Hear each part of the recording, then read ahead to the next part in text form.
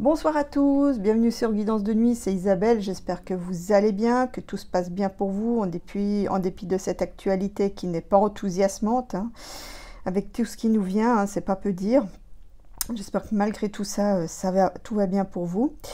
Donc aujourd'hui, pour changer un peu, ça fait un moment que je vous ai pas fait de vidéo astro, eh bien c'est ce que je vais vous faire là pour vous changer un petit peu justement de cette actu qui déborde et qui est pénible.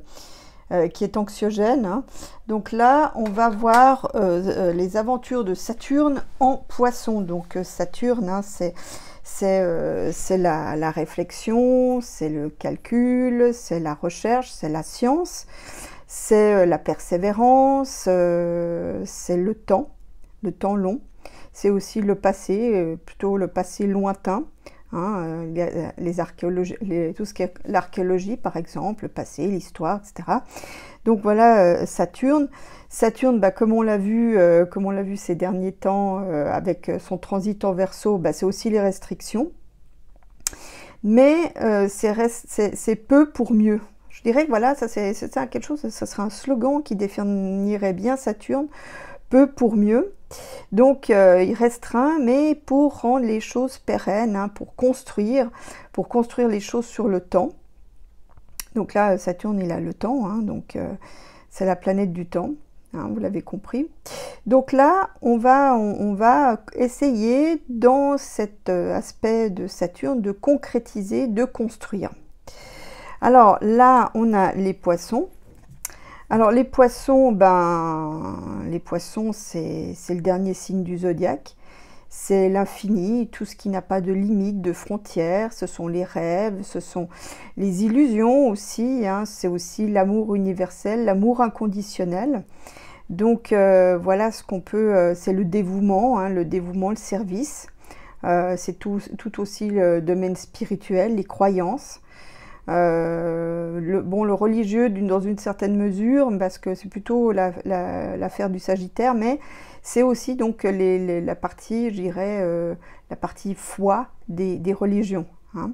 Donc voilà ce qu'on peut dire du signe du Poisson. Donc, qu'est-ce qui nous pend au nez avec ce Saturne en Poisson? Bon, ben, déjà, moi, ce qui me vient, c'est les restrictions d'eau. Hein. D'ailleurs, je vous ferai une vidéo là-dessus, parce que j'avais déjà évoqué ça dans une précédente vidéo de l'année passée. Donc là, Saturne en Poisson, déjà, me fait penser à des restrictions d'eau. Alors, par pollution, par sécheresse, par captation aussi, hein, puisqu'on sait très bien qu'en France, de nombreuses sociétés achètent des terrains où il y a des sources, donc pour pouvoir évidemment les vendre. Et peut-être aussi se prémunir en cas de sécheresse importante, comme on l'a eu l'été passé. Saturne nous promet aussi une restriction des flux. Hein. Les poissons, c'est tout ce qui est flux, donc que ce soit les flux de personnes, les flux d'argent, tout ce qui est maritime aussi, hein, donc les liaisons commerciales. Donc là, Saturne pourrait bien apporter un coup de frein là-dessus. Hein, donc on va renforcer les frontières parce qu'on veut restreindre le flux migratoire, que ce soit des légaux ou pas légaux. Donc il y aura un serrage de vis au niveau des frontières très certainement pendant cette période de 2 ans, hein, puisque c'est là en moyenne le nombre d'années que Saturne reste dans un signe. Donc là, on a donc une restriction, on va voir, donc, je m'en mêle.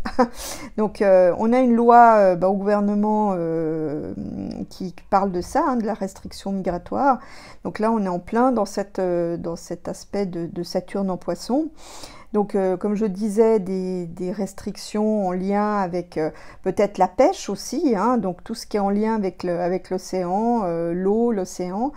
Restriction des liaisons commerciales, donc là il va être plus difficile de s'approvisionner d'objets qui viennent du lointain. Donc là ça me laisse à penser qu'il y aurait un aspect de relocalisation des industries, hein, donc puisqu'on ne pourra plus forcément faire venir du lointain avec autant de facilité, peut-être aussi en raison de la restriction d'un autre flux comme l'essence par exemple, là, qui est aussi un liquide, hein, donc restriction des liquides. Donc le grand restricteur qui est Saturne, peut-être le bon côté de la chose, c'est que ça va peut-être aider à la relocalisation, puisqu'il sera compliqué de faire venir les choses du lointain. Donc, bon, peut-être aussi des restrictions de type religieuse au niveau des croyances. Alors maintenant, je ne sais pas si on continuera d'être libre de croire ce qu'on veut ou s'il y aura des restrictions en la matière. Hein. Donc, alors je ne sais pas dans quel sens ça va. Est-ce que c'est des religions qui nous restreignent ce qu'on a le droit de croire, ou est-ce qu'on va restreindre à des religions certaines croyances? En tout cas, peut-être ne pourront-ils plus les exprimer. Peut-être aussi des restrictions de type alcool aussi, hein, parce que est-ce qu'il y aura peut-être un serrage de vis à ce niveau-là, hein, par exemple pour tous ceux qui en vivent, hein, donc les boîtes de nuit, les bars. Est-ce qu'il y aura aussi des lois restrictives qui passeront concernant les débits, les flux d'alcool? Plus rock encore avec Saturne, le poisson, c'est aussi le signe de la dissolution, les choses se dissolvent. C'est le dernier signe du zodiaque, c'est pour moi aussi le signe dans lequel se représentent tous les autres, hein. Donc pour moi c'est la réunification de tous les autres, de tous les 11 autres signes du zodiaque. Donc là on aura certainement une dissolution de structure. Saturne représente les constructions, les montagnes, le squelette, hein, que ça soit figuré ou notre squelette humain, ou même évidemment ceux des animaux, ceux qui en ont. Donc là, on pourrait avoir une dissolution des structures que pourrait suivre par exemple une reconstruction. Donc on va reconstruire des choses. Peut-être aussi au niveau des États, hein, donc le Saturne représente les fonctions régaliennes, l'ossature de l'État ou d'une société, ou d'une entreprise aussi, hein.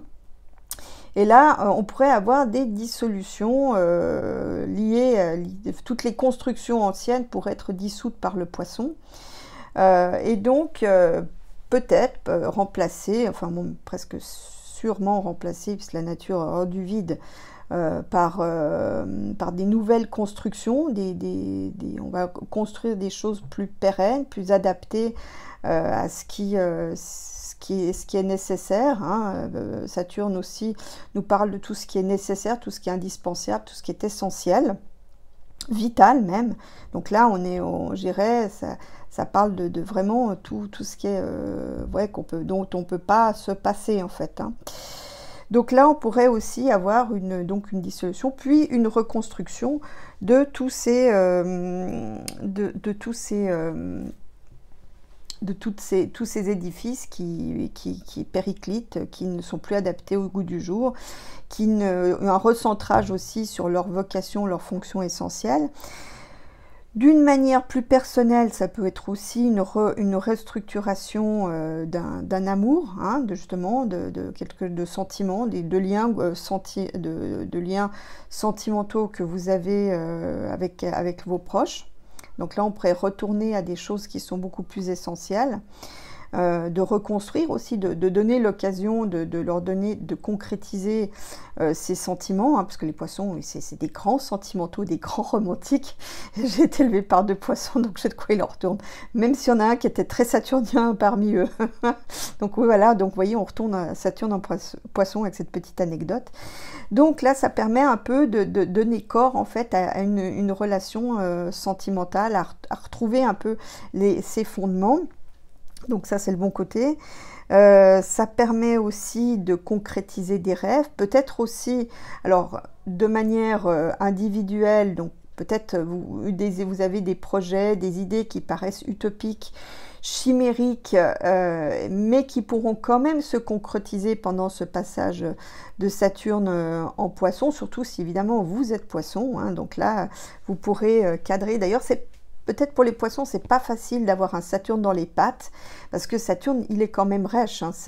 Il est rêche, il est austère, il est exigeant, il est chiant, hein, soyons clairs. Et pour un poisson qui aime bien naviguer sans contrainte, sans frontières, aller comme il veut, si ça lui plaît pas, il fuit. Avec un Saturne, ça va être compliqué quand même de fuir, comme aime si bien faire le poisson quand ça lui convient pas. Mais voilà, mais il y a quand même une chance de pouvoir aussi concrétiser, construire de nouvelles choses, des choses qui sont appelées à durer, parce que Saturne, comme je le disais, c'est le temps. Donc c'est une planète des constructions durables, donc c'est une chance à saisir. Donc, qu'est-ce que je peux encore dire sur ce Saturne, Saturne. Ah oui, bah, j'ai oublié de dire ses passages. Hein. Donc là, il rentre donc le 7 mars en Poisson. Il quittera définitivement ce signe, donc il n'avait inclus le 14 février 2026, donc il se barre pour la Saint-Valentin 2026. Donc là, on a 2 ans de Saturne en Poisson, donc avec son lot de restrictions, mais aussi ses possibilités de construction, de construire des choses qui sont durables. Voilà ce que je pouvais dire, donc j'espère que vous aurez bien aimé cette vidéo, et puis bah, je vous retrouverai pour un tirage sur l'eau, parce que bah, justement c'est quelque chose qui m'intrigue un peu suite à ce que j'ai vu l'année passée et ce passage de Saturne en Poisson. Donc je vous ferai un tirage sur l'eau, de savoir si on pourra toujours avoir accès, s'il y aura des restrictions, comment ça va se passer. Voilà, ben j'espère que vous aurez aimé tout ça. Je vous fais des gros becs et je vous retrouve à bientôt pour une nouvelle vidéo.